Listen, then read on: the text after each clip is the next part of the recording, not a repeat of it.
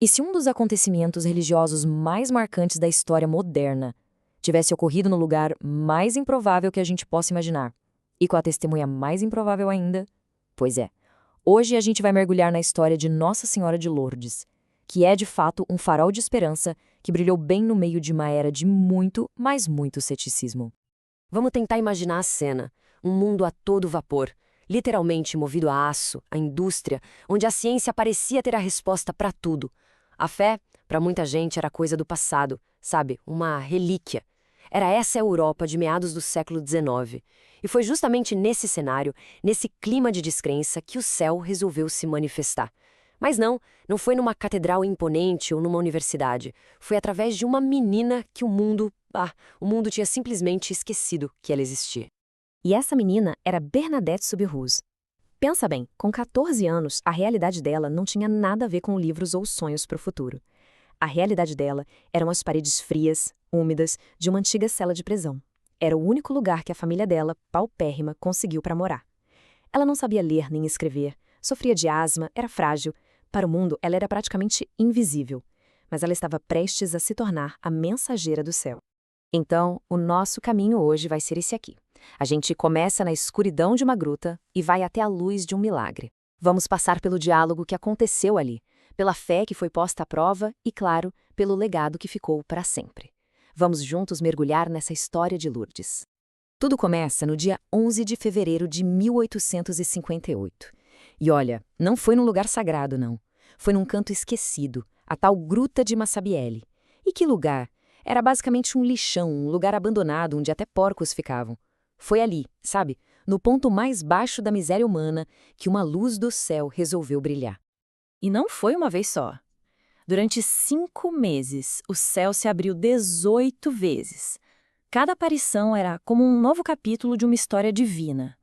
Começou com um encontro em silêncio, que encheu Bernadette de paz. Depois veio uma ordem que parecia pura loucura. E tudo culminou na revelação de um nome que simplesmente mudaria tudo. Mas veja bem, isso não foi só uma visão, um monólogo. Foi uma conversa, uma verdadeira aula do céu. Dá para imaginar? A rainha do céu falando com uma menina pobre, tratando ela com um respeito, com uma gentileza que ela nunca tinha recebido na vida. Era uma lição para o mundo inteiro sobre a dignidade que cada alma tem.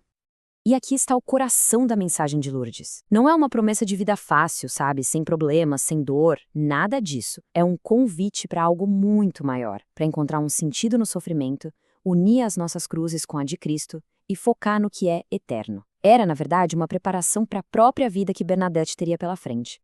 E aí a mensagem fica mais urgente.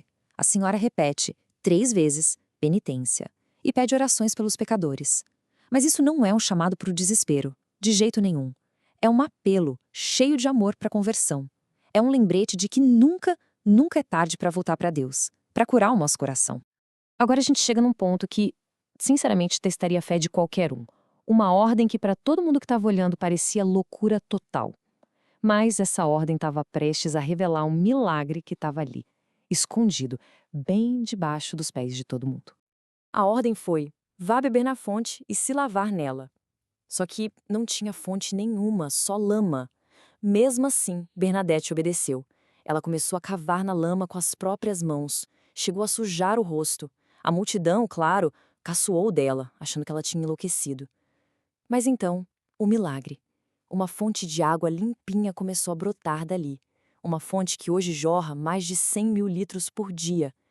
Desse ato de humildade, desse chão sujo, brotou um símbolo eterno de que a graça de Deus pode surgir dos lugares mais improváveis da nossa vida. Imagina a pressão. Por semanas todo mundo ficou esperando.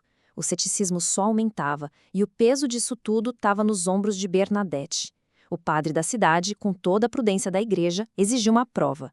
A tal senhora precisava dizer o nome dela. Ou então tudo seria considerado um delírio de criança. E Bernadette, sempre obediente, levou a pergunta para a senhora.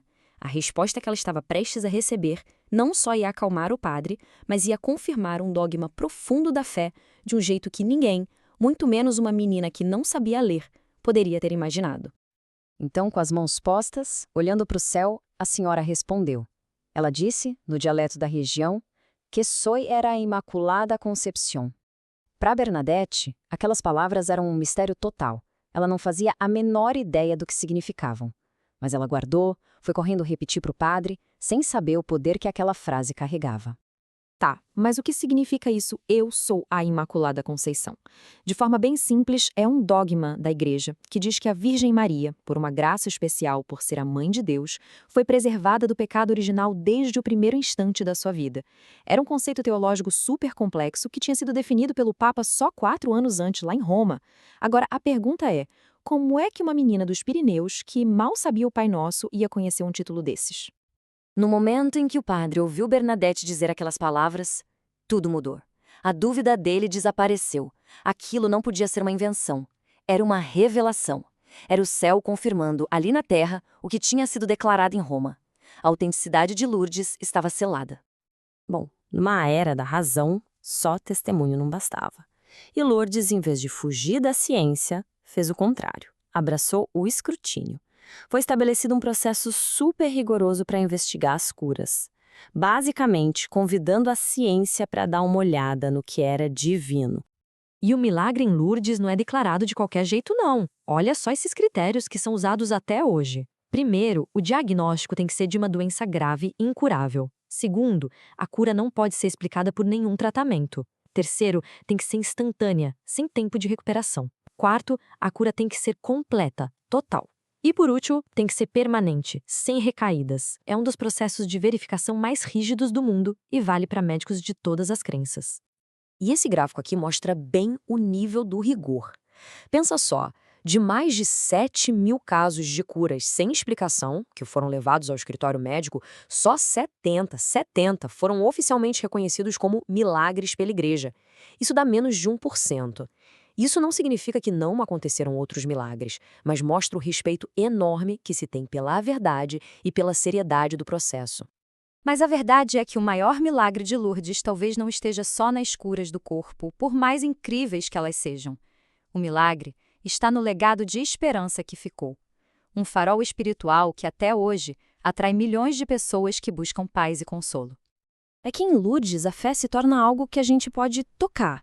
A água, por exemplo, ela por si só não tem poder, mas se torna um sinal de purificação. A rocha da gruta, tocada por milhões de mãos, é um símbolo da força de Deus nas nossas dificuldades. E a luz da procissão de velas à noite, é a imagem perfeita da fé coletiva que ilumina qualquer escuridão. E a Bernadette, a mensageira de tudo isso? Ela nunca quis fama, nunca quis holofotes. Ela mesma disse uma frase incrível: eu fui a vassoura. Depois que a limpeza é feita, a vassoura é colocada atrás da porta. Ela cumpriu sua missão e se retirou para uma vida de silêncio, de oração, de sofrimento, oferecendo a própria dor pelos pecadores. A vida santa que ela levou se tornou a prova final de que sua mensagem era verdadeira. No fim das contas, a história de Lourdes é muito mais que um fato histórico. É um convite para cada um de nós. A pergunta que fica é: nas grutas da nossa vida, nos nossos momentos de escuridão, de dúvida, de miséria, a gente está disposto a cavar em busca de esperança? A gente está disposto a acreditar que mesmo do nosso barro, da nossa lama, a graça pode brotar?